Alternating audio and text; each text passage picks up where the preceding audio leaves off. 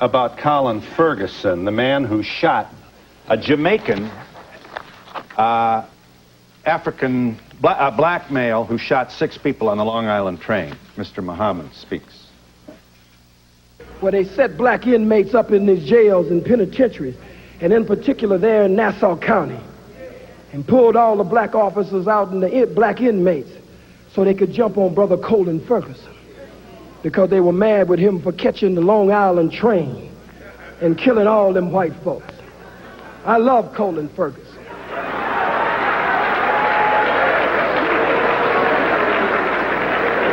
I have no official position, so I can say I love him. You love a man who randomly killed 6 people on a commuter train? I love Colin Ferguson just as much as the masses of white Americans love General Schwarzkopf, General Westmoreland, General Patton, General MacArthur, and Eisenhower. America awards her killers, and they get ribbons and stripes and bars. I'm sensitive to the pain and suffering of the loss of life on that train, but I'm one of the rebellious slaves. And so when black people stand up out of pain and suffering and frustration, I understand after 500 years. You also, you talk about the response of some African Americans to, for example, the book which attempts to prove that the Jews are involved in the slave trade. I'd be happy to let them see that.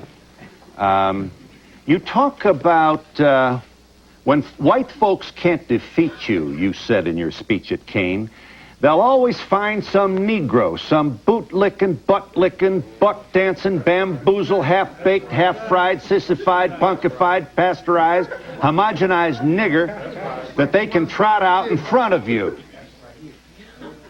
I would ask you, Mr. Muhammad, is Jesse Jackson a boot-licking, homogenized nigger? To the best of his ability, I believe he tries every day to do that.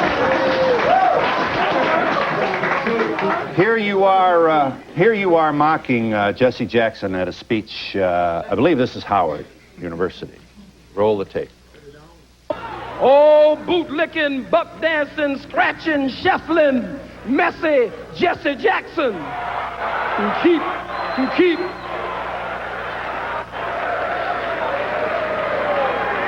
I am a somebody.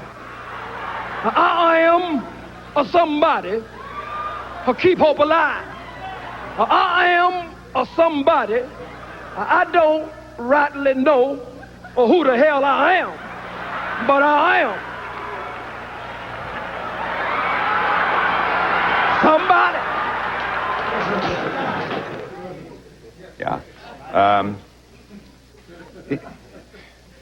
Are you an entertainer, or are you a committed person to black people? I'm so glad you asked that question.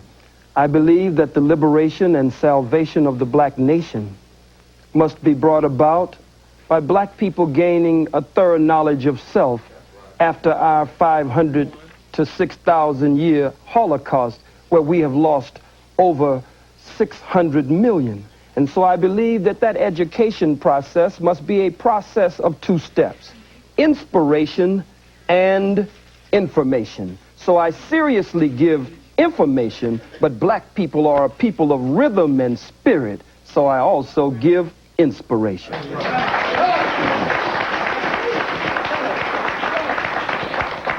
From your speech at Kane College in 1960, Chief Luthuli, the head of the ANC, received a Nobel Peace Prize, you reported to your audience, reminded them, for nonviolent struggle. Yes. Just like Mandela just received it with F.W. de Klerk. How could you stand with your oppressor and your enemy and receive the Nobel Prize for nonviolent struggle? You do not support, then, Nelson Mandela's strategy in the struggle to free black people in South Africa?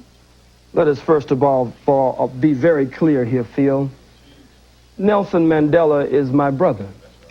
So he is is a Jesse member Jackson. of the family, and so is Jesse, and Jesse is a very brilliant man. We just want him to return home and stop being used by the enemy and the oppressor against his people. Now back to Brother Nelson Mandela. And certainly we can never mention Nelson without mentioning Winnie Mandela. But Nelson Mandela's attempt at a multiracial government in South Africa after the murder of men, women, children, and babies, and the rape of South Africa, a criminal settler colony that has been established like Israel there in that part of the world. I cannot go along with one man, one vote. Let me say why. If someone broke into your home, Mr. Donahue, and actually bomb-rushed your home, and Black Boot stomped your door down, and came in and robbed and raped everyone in the household, and was able to take the wealth of your home and parlay it into an empire. This is an invader. This is an intruder. This is a murderer. This is a burglar. This is a criminal. So you have no responsibility to share your home with them after they broke in and committed the crimes that they did. You said about South Africa, we give him, that is to say, white people, 24 hours to get out of town by sundown. That's all. If he won't get out of town by sundown, we'll kill every white that ain't right that's in sight in South Africa. We kill the women, we kill the children, we kill the babies, we kill the blind, we kill the cripple, we kill them all. We kill the faggot, we kill the lesbian, we kill them all. You say, why kill the babies in South Africa? Because they're going to grow up and oppress our babies, so we kill the babies. Are you seriously presenting yourself as a man interested in the future of your people with this kind of rhetoric? I'm just as interested in the freedom of my people as I am in the self-determination or the Kujichagulia, self-development, them being self-defining, self-respecting, and self-defending.